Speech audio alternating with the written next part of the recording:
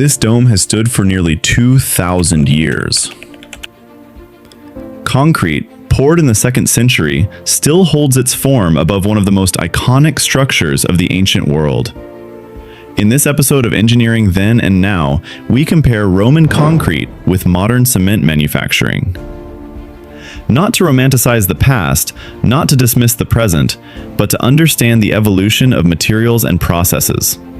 Roman concrete, known as opus caementicium, was made using lime, water, volcanic ash, and aggregate.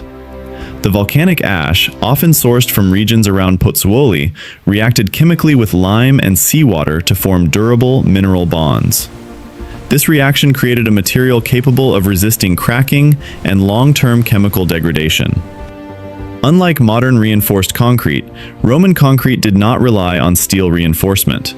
Its strength came from mass, geometry, and chemical composition.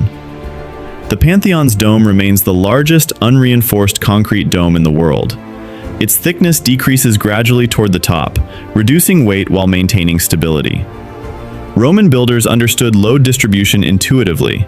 They adjusted aggregate size and density depending on structural position. Heavier stone fragments were used in the lower sections. Lighter materials, such as pumice, were used at higher elevations within the dome. Modern cement manufacturing follows a highly standardized industrial process. The primary ingredient is limestone. Limestone is crushed, mixed with clay, and fed into rotating kilns. Inside the kiln, temperatures reach approximately 1,450 degrees Celsius. This heat transforms the raw mixture into clinker, small nodules that are then ground into fine powder.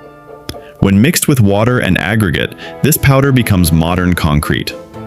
Unlike Roman concrete, modern concrete formulations often incorporate steel reinforcement to accommodate tensile forces.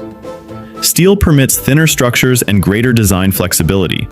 However, steel is also susceptible to corrosion if not properly protected.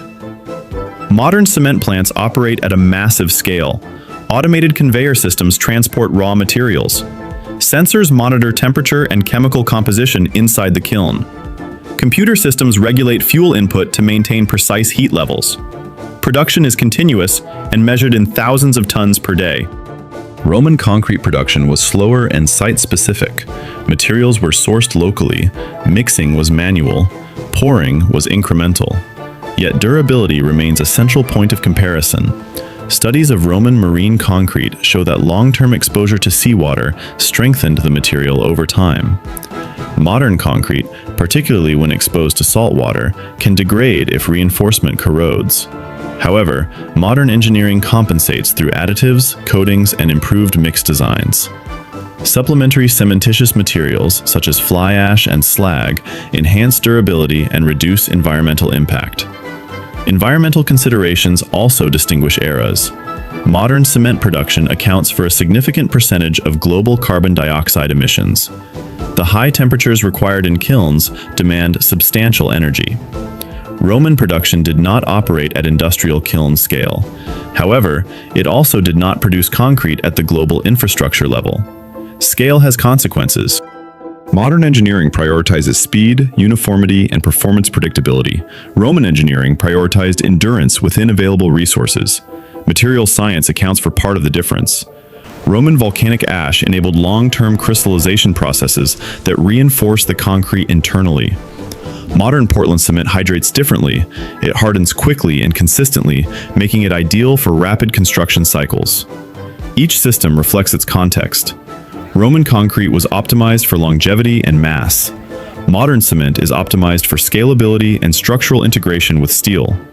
The comparison is not about superiority, it is about engineering priorities.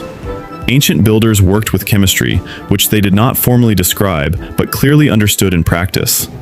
Modern engineers rely on laboratory testing, stress modeling, and standardized codes. The Pantheon still stands. Modern skyscrapers exceed the height of any Roman structure. Different materials, different demands, same goal: to build something that lasts. If you want to explore more comparisons between ancient materials and modern industry, subscribe to Factory Open Day. Next episode: Ancient water systems versus modern treatment plants.